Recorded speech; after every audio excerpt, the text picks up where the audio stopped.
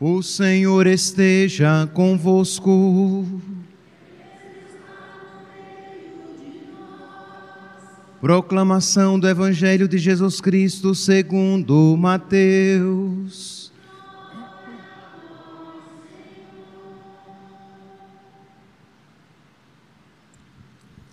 Naquele tempo, Jesus voltou a falar em parábolas aos sumos sacerdotes e aos anciãos do povo, dizendo: o reino dos céus é como a história do rei que preparou a festa de casamento do seu filho e mandou os seus empregados para chamar os convidados para a festa, mas estes não quiseram vir.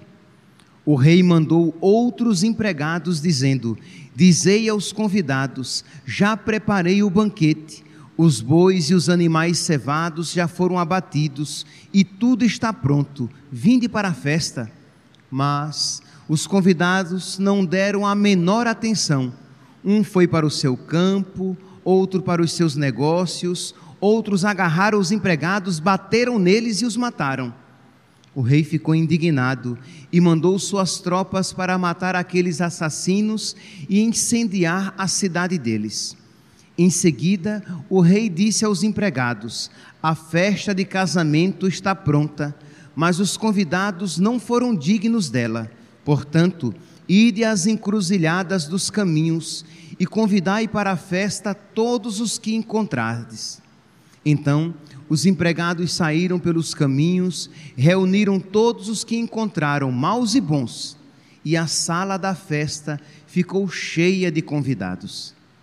Quando o rei entrou para ver os convidados, observou ali um homem que não estava usando o traje da festa e perguntou-lhe: amigo, como entraste aqui sem o traje da festa?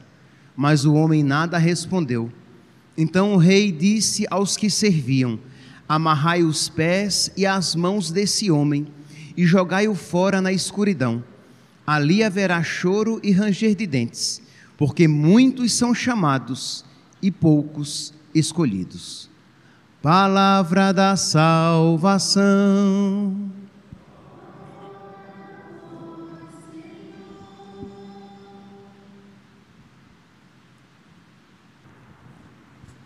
Caríssimos irmãos e irmãs, estamos celebrando o 28º domingo do tempo comum, e a liturgia de hoje é mais uma vez um chamado de Deus para que nós participemos do seu reino. É mais uma vez um convite de Deus para que nós entremos na sua casa. Vocês podem ver, se vocês repararem, nós já ouvimos no Evangelho de São Mateus, no 26º domingo, nós ouvimos aquela parábola do filho mais velho e do filho mais novo, que são chamados para trabalhar, para fazer algo pelo pai, e o mais velho diz que sim, mas não vai, e o mais novo diz que não e vai. No domingo passado, 27º, nós ouvíamos a proclamação do Evangelho dos vinhateiros homicidas, que não queriam produzir frutos, que não queriam prestar contas dos seus frutos e não queriam produzir frutos bons, uvas boas, mas uvas amargas, uvas azedas. Pois bem, no Evangelho de hoje, mais uma vez então, nós observamos esta questão da resposta que precisamos dar a Deus. Diz que Deus convidou para um banquete de núpcias, e os convidados fizeram pouco caso daquele convite. Pois bem, aqui vale relembrar que a imagem do banquete é uma imagem do céu. Você pode ver que em toda a missa nós podemos ouvir, até mesmo quando o sacerdote estende a Eucaristia, o cálice com o sangue de Cristo e o corpo de Cristo, ele pode dizer: felizes os convidados para o banquete nupcial do Cordeiro. Eis o Cordeiro de Deus que tira o pecado do mundo. Então é uma imagem da Eucaristia, que é uma prefiguração do céu, do nosso convívio eterno com Deus, porque para os orientais, estar à mesa era um sinal de comunhão, e é uma imagem muito presente na Sagrada Escritura. A primeira leitura de hoje, retirada do livro do profeta Isaías, nos mostra isso. O Senhor dos Exércitos dará neste monte para todos os povos um banquete de ricas iguarias, regado com vinho puro, servido de pratos deliciosos e dos mais finos vinhos. Ele removerá deste monte a ponta da cadeia, ele eliminará para sempre a morte, e ele enxugará as lágrimas de todas as faces. Ele acabará com a desonra do seu povo sobre a terra. Então vocês percebem que é uma promessa de felicidade, é uma promessa de bênção que Deus tem para nós. Mas, não obstante a grandiosidade da promessa de Deus, qual foi a resposta do homem? Aí vem o Evangelho, que nos mostra, nós poderíamos dizer que na primeira leitura nós vemos de uma maneira mais explícita a promessa de Deus, aquilo que Ele nos oferece. No Evangelho nós vemos a resposta do homem: ingratidão, indiferença e até mesmo violência. Diz aqui que o reino dos céus é como a história de um rei. Esse rei é figura de Deus Pai, que preparou uma festa de casamento do seu filho, que é Jesus. As núpcias de Jesus é a união de Jesus com a nossa alma, é a nossa intimidade com Deus, intimidade esta aqui na terra, que é sinal e, digamos, imagem daquela união perfeita de Cristo conosco, quando Ele será tudo em todos, que nós chamamos de céu, de salvação, de paraíso. Pois bem, então o reino dos céus é como a história de um rei que preparou a festa de casamento do seu filho e mandou seus empregados, os seus pregadores, e mandou seus empregados chamar os convidados para a festa, mas estes não quiseram ir. O rei então, que foi que ele fez? Ele ficou aborrecido? Ele ficou enraivecido? Não, como diz o hino da missa do Sagrado Coração de Jesus, até a ingratidão inflama o seu amor. Deus então se enche de amor e mais uma vez Ele insiste. E aqui, meus santos, para que nós compreendamos a radicalidade desse Evangelho, nós precisamos compreender que Deus está insistindo em nos presentear. Imagine alguém, um mendigo, e você vai ao mendigo e diz assim: olha, eu queria tanto ajudar você, dar roupas novas, dar uma casa para onde você pudesse morar, eu queria tanto cuidar das suas feridas, eu queria tanto dar de comer, eu queria tanto tornar a sua vida melhor, e o mendigo nem aí, não dá nem ouvido para você, e você vai mais uma vez e diz: olha, vem cá, eu quero ajudar você, eu quero lhe dar uma casa, eu quero dar comida, eu quero cuidar das suas feridas, eu quero que você tenha uma boa noite de sono, eu quero que você tenha segurança, e o mendigo nem aí. Nós seríamos tentados a dizer o quê? Se ele não quer, então o problema é dele. Mas o que foi que Deus fez? Deus então diz aqui, versículo 6, mas os convidados não deram a menor atenção. O rei mandou outros empregados dizendo, versículo 4, o rei mandou outros empregados dizendo: dizei aos convidados, já preparei o banquete, os bois e os animais cevados já foram abatidos, tudo está pronto, vinde para a festa. Mas os convidados não deram a menor atenção. Um foi para o seu campo, outro para os seus negócios, outros agarraram os empregados, bateram neles e os mataram. Percebe aqui, meus santos? Quer dizer, a primeira atitude é esta, o quê? Uns foram para os seus campos, outros para os seus negócios, estavam preocupados com outras coisas. Não vou me preocupar com essas coisas de Deus. Quanta gente, meus santos, infelizmente, diante desse chamado de Deus, de um chamado a ter uma vida de amizade com Deus, a ter uma vida religiosa, eles veem isso como uma bobeira, um folclore, uma infantilidade. Eu não preciso de Deus, eu não preciso de ter religião, eu não preciso de fazer orações, eu sou mais eu. Então é como que se eu não necessitasse das graças de Deus, se eu não necessitasse de ter uma intimidade com Deus, como se religião fosse coisa de gente inferior, de gente meio retardada, ou são pessoas infantis, pessoas desequilibradas. Eu não preciso de religião. Então, a primeira coisa que nós precisamos reconhecer, pedir perdão, se algum dia, e provavelmente algum dia isso já se passou no seu coração, pedir perdão por você, pelos seus, pelo mundo inteiro, pelas vezes que isso aconteceu, isto é, desprezamos o chamado de Deus. E é claro, aqui eu dei um exemplo mais radical, mas quantas vezes isso se manifesta quando nós desprezamos os convites de Deus na nossa alma.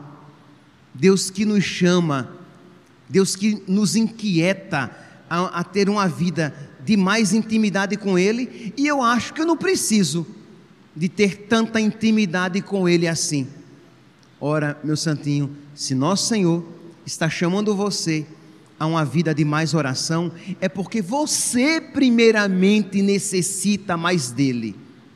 Deus não precisa de nós, Deus nos ama, e porque nos ama, nos quer com Ele, mas Ele não precisa de nós, nós é que de Deus precisamos. E aí diz aqui, que uns, versículo 6, que um foi para o seu campo, outros foram para os seus negócios, isto é, simplesmente a indiferença, outros até foram violentos e bateram nos pregadores, naqueles que foram lá convidar, e chegaram até mesmo a matá-los. Então esta é a primeira situação, digamos, que nos mostra essa atitude, mas não termina por aí. Diz aqui então, o versículo imediatamente depois, diz que Jesus profetiza a invasão de Jerusalém pelos romanos, que depois Jerusalém, quando será invadida e destruída, e Jesus profetiza quando diz que o rei ficou indignado e mandou suas tropas para matar aqueles assassinos e incendiar a cidade deles. Em seguida, o rei disse aos empregados, aos seus pregadores: a festa de casamento está pronta, mas os convidados não foram dignos dela. Portanto, ide às encruzilhadas dos caminhos e convidai para a festa todos os que encontrardes. Percebe que Deus agora então, Deus dá um passo ainda na sua generosidade. Tá bom, vocês não querem? Tá bom, eu vou convidar todos, inclusive até aqueles que não teriam merecimento algum. Porque primeiro, Jesus convidou quem? Os judeus. Os judeus desprezaram, porque Jesus tinha um plano para os judeus. O Monte Sião, do Monte Sião, brotaria toda a graça salvífica.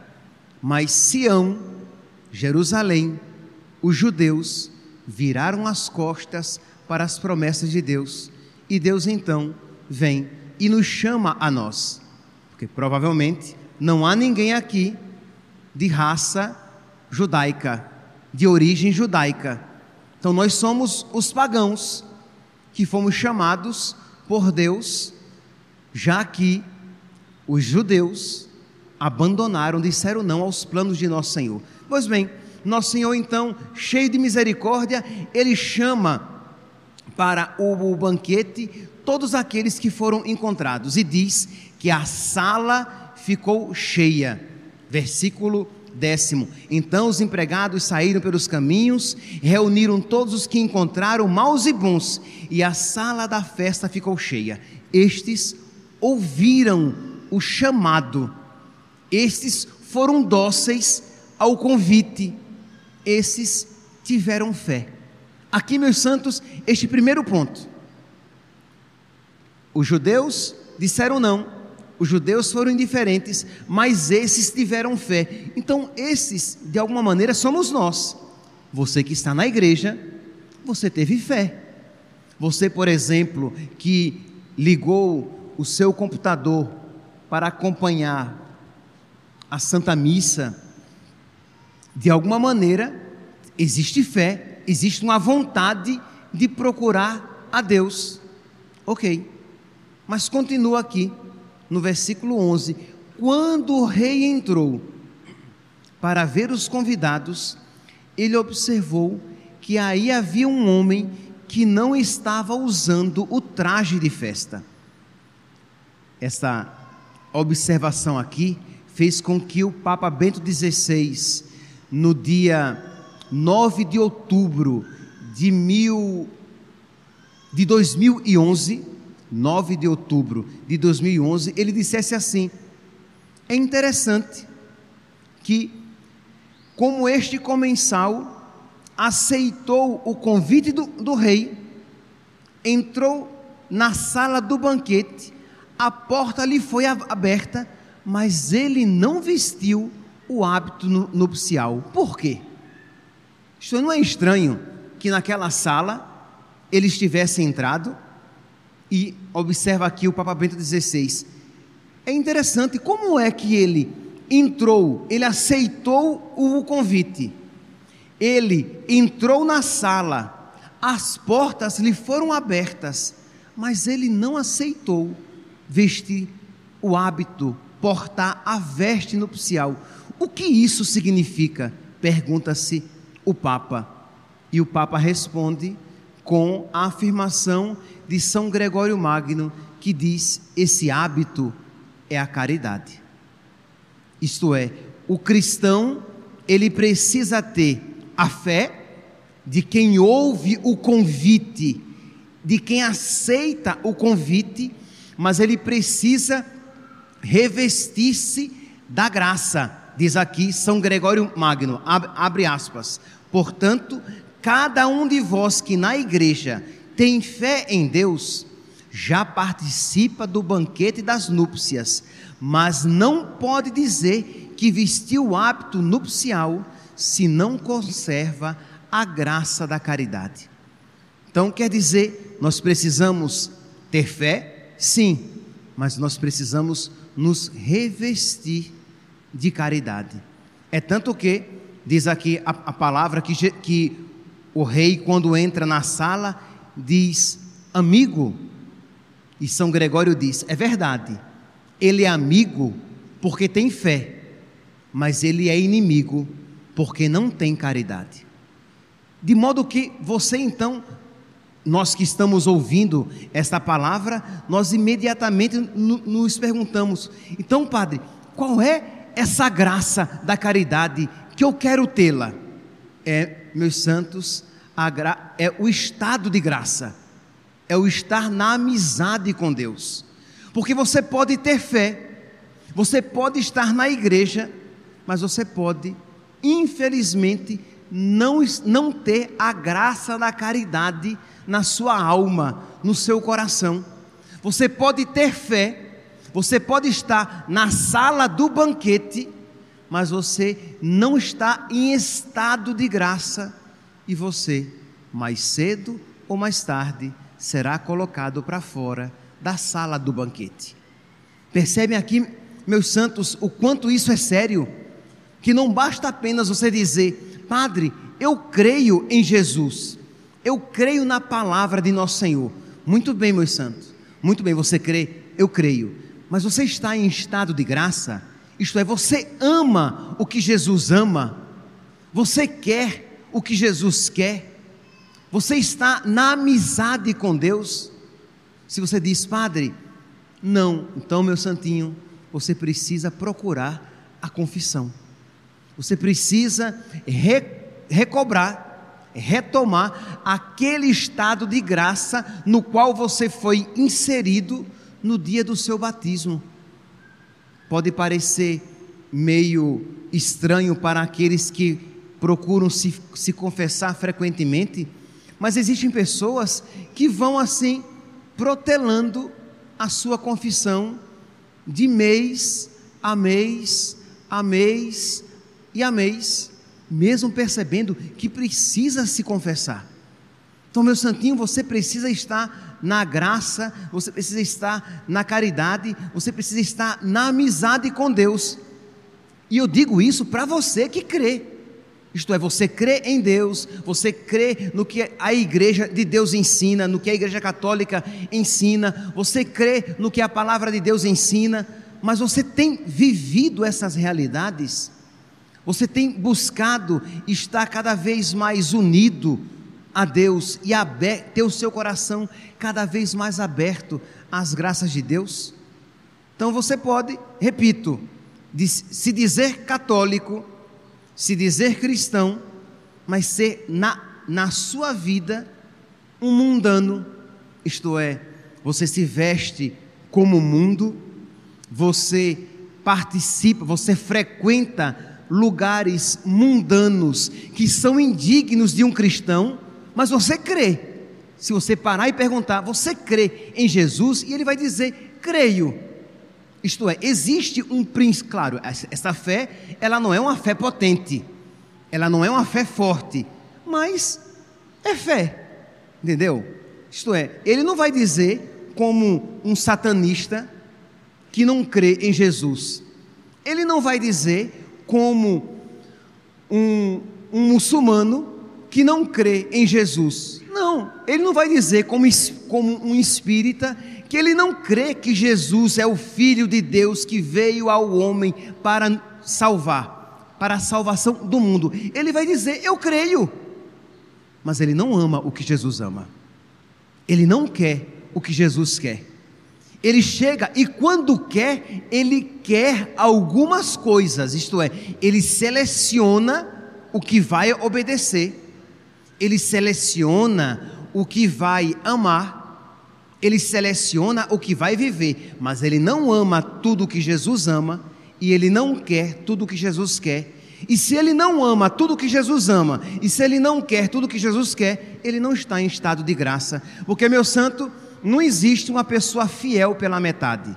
Imagine sua esposa que diz assim: eu vou ser fiel a você de vez em quando. Ela não é fiel. Mesmo que ela seja fiel os 7 dias na semana e só traia você em um dia, você não vai dizer: não, ela é mais fiel do que infiel. Não, ela não é fiel. Se você tem um empregado que toma conta do seu caixa e ele diz assim: olha, eu sou mais honesto do que desonesto, porque nos meses que tem 30 dias, durante 29 dias eu sou honesto, em um dia só eu vou roubar o caixa. Nos meses que tem 31, durante 30 dias eu sou honesto e apenas um dia eu sou desonesto. Esse empregado é honesto ou desonesto? É desonesto. Então não venha você me dizer que, mas eu obedeço isso, isso e isso, mas tudo não. Então você é infiel. Então você não ama o que Jesus ama. Então você não está em estado de graça. Então você precisa se confessar. Você precisa, meu santinho, ter um amor reverencial a este sacramento maravilhoso que Jesus nos deixou, o sacramento da confissão, porque senão você permanece em estado de pecado, tendo uma ilusão de que aquela sua fé é suficiente para se manter na sala do banquete, mas não é. No momento em que o rei vier e se colocar diante de você e perguntar: cadê o traje da festa? Você não vai dizer palavra alguma, porque você sabe que não terá argumento contra ele. Então, meu santo, você precisa, aqui na paróquia, nós procuramos, graças a Deus, fazer com que o sacramento da confissão se torne uma realidade próxima. Então nós temos confissões de domingo a domingo, de segunda a sábado, a partir das 6 da manhã, durante a missa, todos os dias. Aos domingos temos a partir das 7 da manhã, e à tarde, no domingo, a partir das 5 da tarde, que geralmente vai até 9h30 da noite, ou mais, se mais houver. Então não há desculpa para você dizer: eu não tenho me confessado. E você que acompanha pelas redes sociais, de você procurar e de você insistentemente procurar os seus sacerdotes lá onde você mora e procurar receber essa graça que implica a sua salvação. Por quê? Que eu vou dizer agora uma segunda coisa que você precisa amar. Você precisa, eu falava aqui que você precisa amar o que Jesus ama e querer o que Jesus quer. Eu falei da confissão e agora eu falo da Eucaristia. Como é que você pode amar a Eucaristia? Você que infelizmente é pecador. Como é que você pode amar a Eucaristia sem amar a confissão? Como é que você pode ter zelo pela Eucaristia, receber zelosamente, dignamente a Eucaristia, se você zelosamente não se prepara na confissão? Então você precisa se confessar. Mas padre, com que frequência, mais ou menos? Sei lá, vamos dar aqui um padrão. Se você não, com a graça de Deus, se você não cometer um pecado mortal antes disso, a igreja dá como mandamento confessar-se pelo menos uma vez no ano. Se você, é claro, não cometer um pecado mortal. Mas aí, mesmo para estes que não cometem pecado mortal, a igreja diz o quê? Pelo menos. Ela não está dizendo que confesse-se simplesmente uma vez no ano. E para aqueles que não cometem pecado mortal. Se você cometeu pecado mortal, você precisa se confessar sempre que um pecado mortal você cometer. Sempre que, infelizmente, um pecado mortal você cometer. E você vai procurar o sacerdote, você vai abrir ali diante dele o seu coração, e você vai pedir a graça de Deus para, com todas as forças, você lutar contra aquele pecado. E você não precisa necessariamente ter um arrependimento afetivo. Você precisa ter um arrependimento, isto é, na vontade, no propósito, com a graça. Eu não quero mais esse pecado na minha vida. E por que é que eu não quero? É porque eu sinto que eu não quero? Não, eu não quero porque Jesus não quer isso para mim.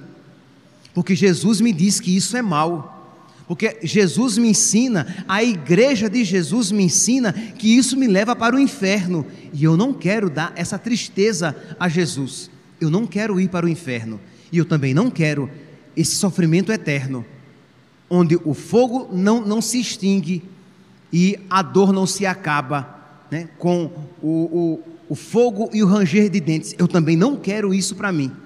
Então, essa realidade, porque não pensemos que se perdem apenas aqueles que não têm fé, que se perdem apenas aqueles que disseram não ao chamado primeiro, mas infelizmente podem se perder também aqueles que ouviram o chamado, que entraram na sala do banquete e que depois foram postos para fora.